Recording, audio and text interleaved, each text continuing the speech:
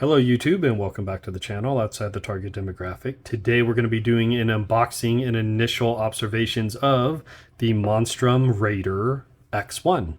Let's get started. So in the box you get quite a bit.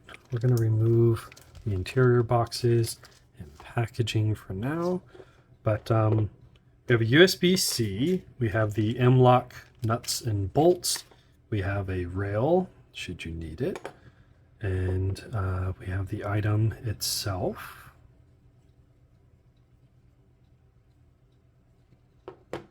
And the instruction manual. So we have the F412 Raider X1 tactical flashlight, M-lock adapter, rail, USB-C for charging. And it seems thick enough, but I guess it doesn't open. Basically, they give you, if you don't have an existing rail, you can mount this onto your M-lock system and then attach this to the rail. Gives you the hardware and the Allen, or more appropriately Torx, keys that you will need in order to mount those. And then you're down to the light. I did have this out of the box in as much as I needed to make sure it was fully charged, and boy, crazy bright. 2000 lumen, I believe every bit of it. I'm 9 inches away and my hand is physically warming up. This thing is ridiculous in its intensity. You'll remember from a previous review, the Fiachi light, that I liked that it was binary. I turned it on and it was on, I turned it off and it was off. This one, kind of luckily, has an intermediate setting that is less hand warming with less throw. It's still crazy bright. I would say it's maybe 20% less. And then we have an off. So far the power output is ridiculous. If you're doing hunting or long range stuff versus maybe room clearing, the Fiachi would be better for room clearing stuff up close. This guy has a crazy powerful, and we're going to do it again, crazy powerful beam on it. Ridiculous. But there is a trade-off for that, and we'll be going through that shortly. As far as the build quality is concerned, I don't see any machining marks or discolorations in the application of the surface coating, paint, whatever. The head is just over an inch, maybe 1.1/8 of an inch versus 1.25. So relatively large head, I would say. Let's go ahead and roll back in that Fiachi. Yeah, it's about the same, honestly, maybe a little bit smaller. Doesn't have the dagger serrations, which I never understood, but okay. It is going to be flat mounted. As far as the angle for being a vertical grip is concerned, it's actually pretty ergonomic, I would say. I have yet to put this one onto a rifle. Looks like you have 4 points and probably 2 batteries in there. I don't know if they're replaceable or serviceable on the user's end, but they are there. And they have 2 mounting points to engage onto your rail slots. So that's kind of nice. You're not relying on just the one. They gave you 2 of them. Very easy to mount from the side. Very minimalist. They give you some lightning cuts here that also give you places for your individual fingers to go, almost like frets on a guitar.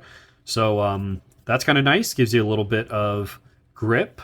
And then you have some knurling and serrations on the grip itself. So honestly, that angle is very nice. The fact that it's metal instead of plastic is going to be easier for the human hand to get a purchase on and grip. So far, I'm liking it. Honestly, if this were mounted to the rifle, you would have no idea who made it except for this small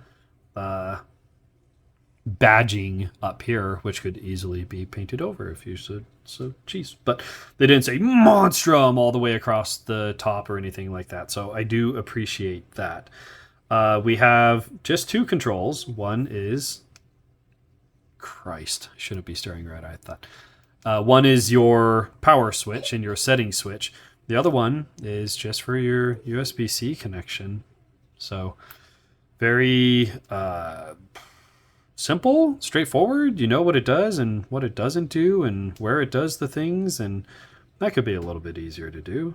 But let's see. If instead of tucking it under, I just pull completely out and then push. So that's not the easiest to get back into place, but it does eventually get back into place. It just takes some rubbing. But let's go ahead and pull out the science box. This is kind of the one thing I'm seeing so far that I wasn't expecting. I guess I didn't read it in the paperwork, but let me show you real quick. With our science box, we're going to go ahead and tip the scales with this. 308 grams. Or, I mean, we're approaching a pound, guys. This thing is quite hefty. Very heavy. Was not expecting that. But we can get to why that is. And the reason why that is that's a solid chunk of aluminum. As far as I can tell, it's probably milled, right? It would have to be. We have machined from 6061 aluminum. And it kind of shows. So not only is it hefty in the hand, there is not a seam anywhere on here. The only ways for moisture to ingress would be through the LED, which will illuminate when you're charging it and give you a indication that it is fully charged. Your switch maybe around there, the USB-C connection, and then these guys, which to be fair are going to be mounted into the rifle, so very unlikely. But there are no seams. Nothing about this feels cheap or chintzy. If this were more flat, you could use it as a freaking hammer. This thing has quite a bit of heft. Nothing rattles, nothing's loose, nothing's wiggling around on the inside. Everything is, sealed away, glued away, shimmed away. It feels like a solid chunk of metal because it is, and it sounds like a solid chunk of metal because it is. This thing is very heavy, which to me, heft speaks a little bit to quality, especially when that is backed up by the fact that it is machined aluminum. You would think aluminum would be a little bit lighter, but when it's a giant chunk like this, I assume that's where your weight's coming from. Putting the weight aside, this thing throws like, oh my God, my car probably isn't as bright as this. What I do like about this as well is you can kind of tell right around here, there's a more focused beam, and then the light from here to here stays about the same, and then from here out is a little bit less. So you essentially have 3 points of lighting, depending on if you want to see what that says, illuminate it completely, or blind it, right? So much so that the camera's even having troubles. Jeez, this thing is freaking crazy. Again, I mean, we're 8-9 inches away, and this thing is heating up my hand. Anyways, so what I imagine would be the case, kind of the same with the Fiachi, is that center beam, if you had to snapshot and just bring that up on target, almost like a laser, of course not as accurate or precise, but you could illuminate a target and be able to put rounds on target without necessarily needing to confirm through sights. So you can, even with the backscatter, you can see that there is something you need to look at, illuminate it a little bit more, blind it, and maybe even put shots on target without needing to confirm with iron sights, again, close-ups or hunting or something like that. The switch is not ambidextrous, which is kind of odd. You would think they'd put it on both sides. It is more so set up for right-hand shooters, right? So your right hand would be operating the trigger and the controls. Your left hand would be your support. You could kind of almost reach up and hit that with your finger. It's a lot less forgiving, clearly not set up for that task. I'm kind of on the fence on if I like that the button is black as well as the rest of it. I suppose you could easily paint over that. But ergonomically, I mean, my thumb falls on that every time. And I can still brace and hold the thing in place by squeezing inwards with my fingers and pushing inwards with my thumb. and I can still brace and support quite a bit of weight, stabilize the rifle's amount of weight without necessarily activating that button. So if they could only put one button in one location, they kind of put it right where it needs to be, truth be told. Would have been nice if they put it on both sides, but that's what we have. So let's turn this on for probably 30 seconds.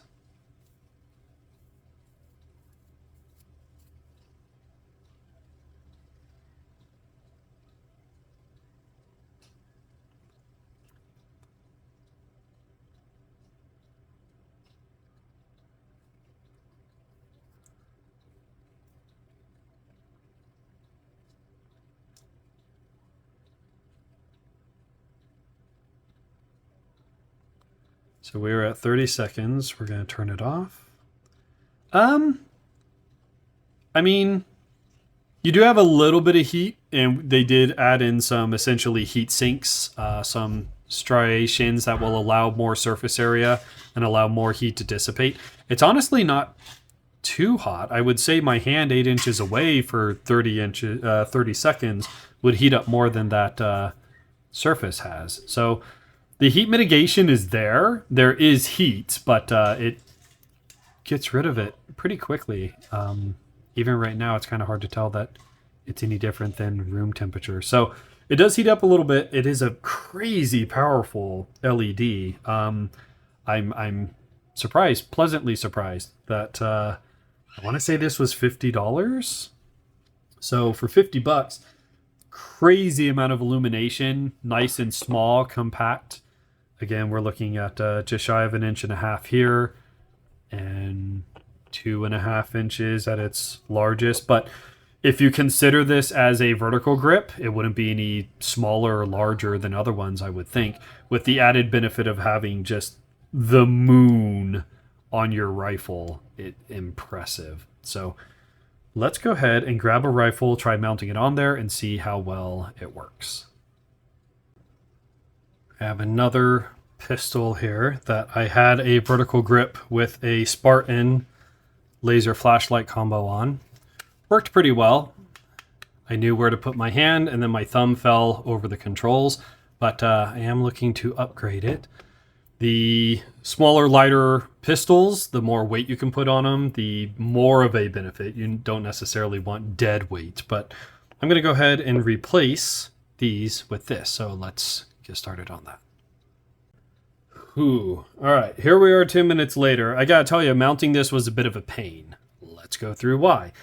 The bottom of my rail was flat like this, the bottom of my M-LOK handguard. So I had to use the included rail, which worked fine. There are 1, 2, 3 points of contact. I will share with you, as it may become an issue for you as it became an issue with me, I chose to index it here, and it went right up against my gas block. So the gas block is at the end of this silver tube. It's the block right there. It extends under the barrel. And I will say that the M-LOK mounting hardware, the nuts and bolts that they give you, sit flush enough that it's not in contact with that gas block. So I was able to mount it literally anywhere I wanted to on this bottom rail. That wasn't the problem.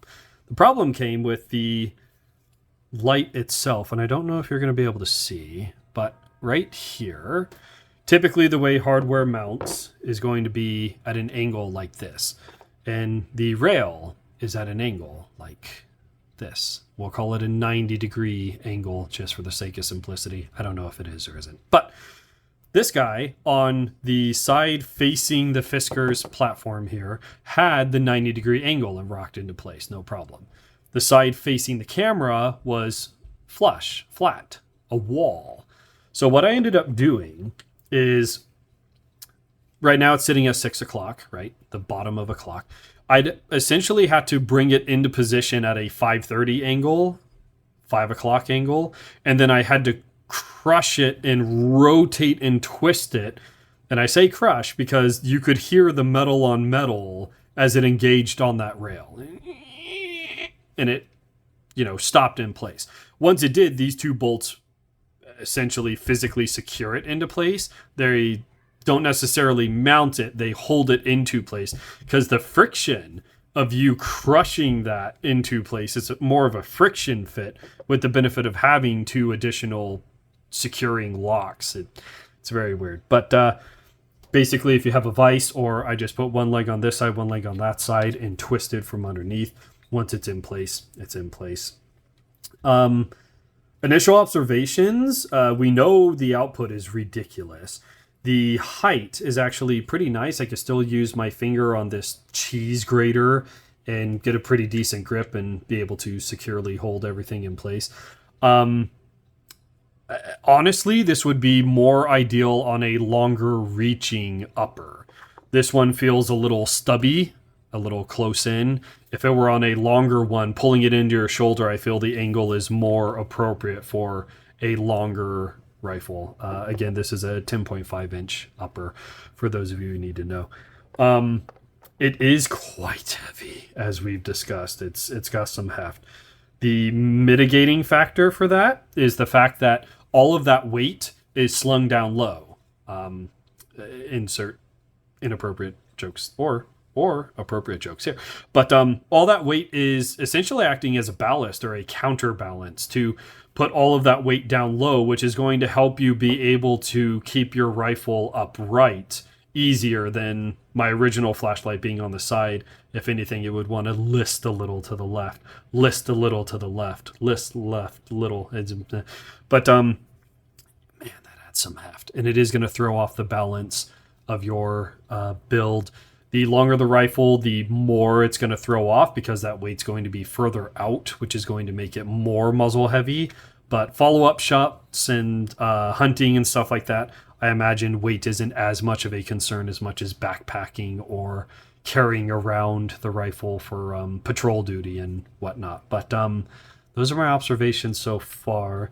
The other observation is, as I've said in the other previous Fiocchi lighting video, I have a very prominent shadow right here. So it's not necessarily about looks or aesthetics. It's about the functionality of the flashlight. I'm going to have to move this up quite a ways because this guy sticks out quite a ways. And I am now very much blind to where I'm essentially going to be aiming. So if I look down the sights, I'm essentially blocking. I'm illuminating literally everything except the target. So this is something you'll have to keep in mind. The longer your device and the more solid your device, the one with least holes in it, the more this is going to become an issue. So I'm going to have to figure out a way to hang that a little bit forward, which means I'm going to have to take this off, move the rail a little bit forward. It's going to look really weird. But that is something to consider. The light itself is quite close to the bore, quite close to the rail. And depending on, I'll prove it. If we unthread this linear comp, boy, that goes a ways. Okay. If we unthread the linear comp, it is now quite stubby, and I now have like no shadow being presented right here. So it is dependent on muzzle devices.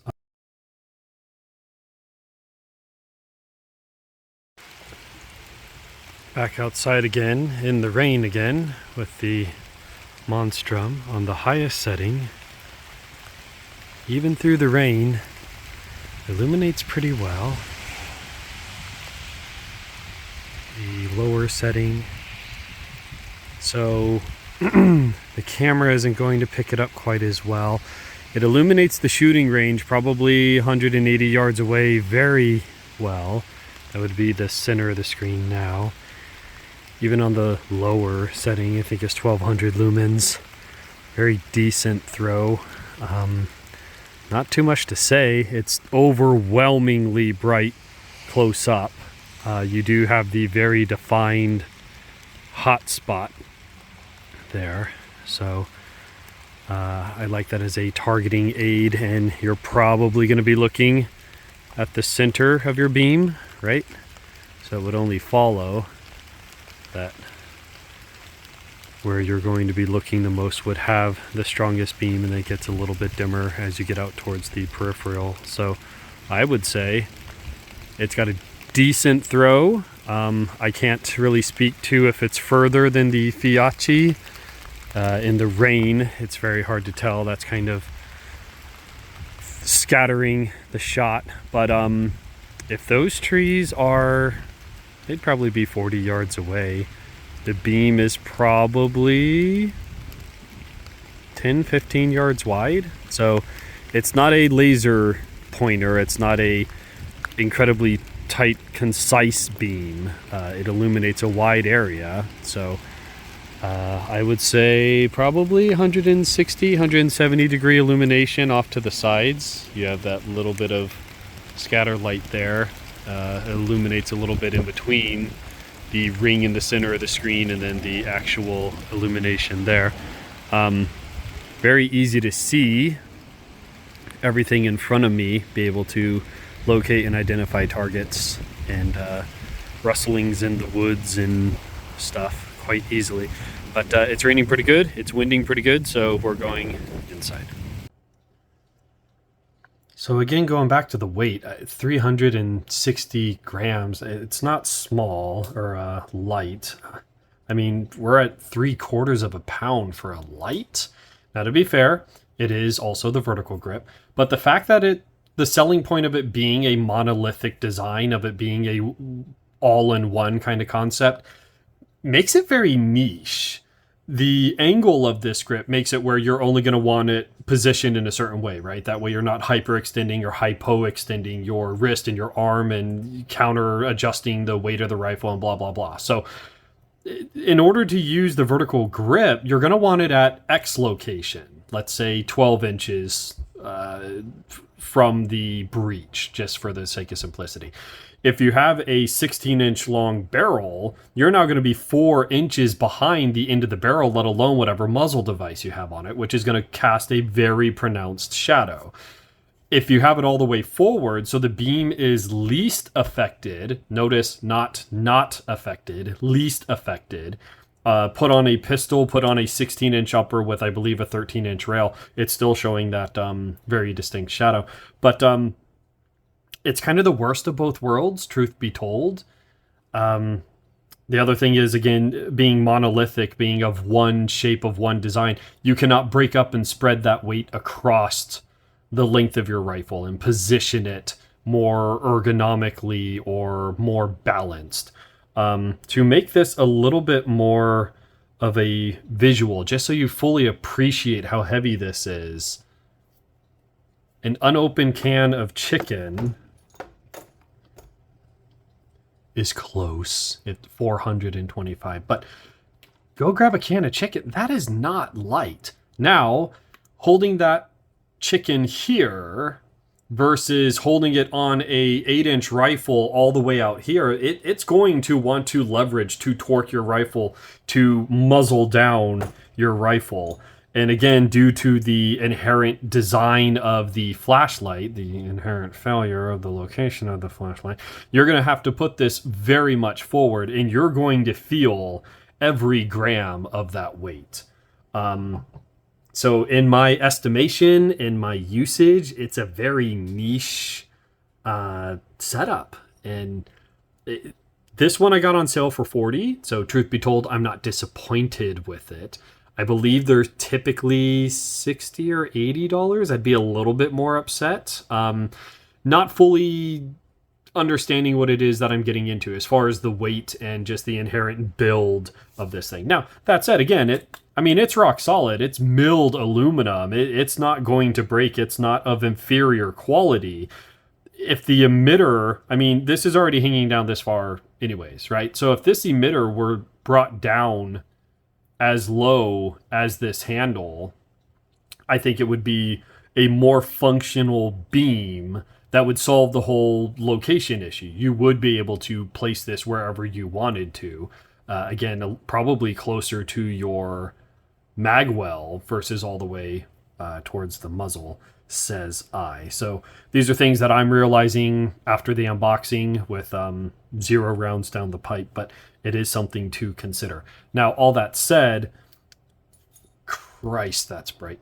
If you have that shadow there, well, let's match the two. So, Christ, that's bright. There's a shadow there. Okay, that's more of an issue here, right?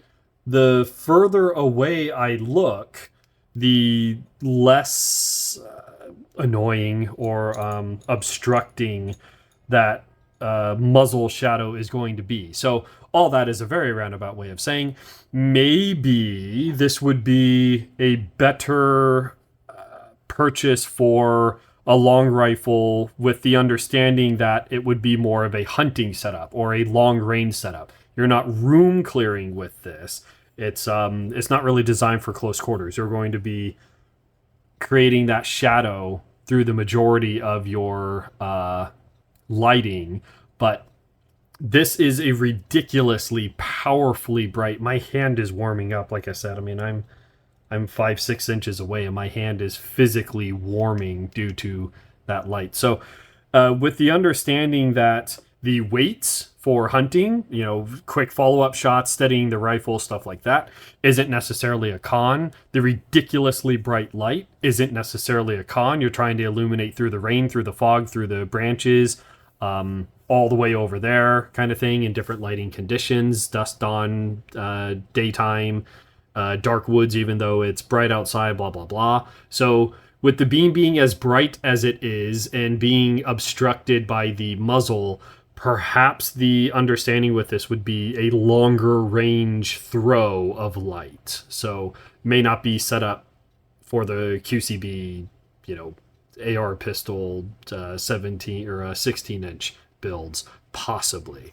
But these are all things I didn't fully appreciate or quantify based on the listing on their website. So honestly, it's niche. I'm gonna have to find a place to put it. I imagine I have a rifle somewhere that would be able to wear it pretty well, but it is not something that I would purchase another one of, due to its, I'm going to continue to say, nicheness, versus I think it was the Fiocchi pressure pad light. I purchased 2 of them because I thought I would like it, and I pretty much do. I feel like I'm going to be ordering another maybe 2 or 3 of those, possibly for shotguns and stuff like that. Much easier to attach than this guy. Lighter, more configurable. The weight can be spread out. You can put the pressure pad wherever you want to, the flashlight wherever you want to. You can offset it. You can move it. You can actually adjust how far off of the bore axis or away from the barrel you are, again, be it an AR or a shotgun or whatever you have. So of the 2, I would say even if the prices were the same, I would go with the configurable light, which again I have a video on my channel. Be on the lookout for that. It's a more conventional setup, and I think rightly so. This is a good first attempt, as far as I know, the Monstrum Raider. I don't know that something like this has been done before, or maybe to this quality, and for some of you that'll have an asterisk. To me, holding it, the monolithic design is fantastic. The aluminum quality seems to be very good. The treatment seems to be very good. The beam is ridiculous. I mean, it's microwave warm. It's ridiculous. Added hand warmer for that whole hunting situation we were talking about. So I think that's essentially all we have for that. I'm not disappointed. I may have been a little disappointed if I had paid full price, as I feel like I've already said at least once. So here we go for the second time. But I feel like that's about as much as I can say on this guy as far as the unboxing overview and initial observations are concerned. So hopefully that was a benefit to someone out there. I'll find a use for it. I'm not returning it. I'm sure I have a rifle somewhere, but there are some pretty significant drawbacks that maybe you didn't fully appreciate in the same way that I didn't fully appreciate. So, as always, this is outside the target demographic. I appreciate you guys stopping by. Any questions, comments, concerns you have, leave them in the comments section below. Any experience with these, if you guys have differing opinions based on observations or usages on your end, I'd love to hear about it. We will be mounting this on a rifle and seeing if it holds up to the, again, savage recoil that is the 5.56. But stay tuned for a video on that in the probably very distant future. So I will look forward to your guys' comments down below, and as always, I will catch you guys in the next video.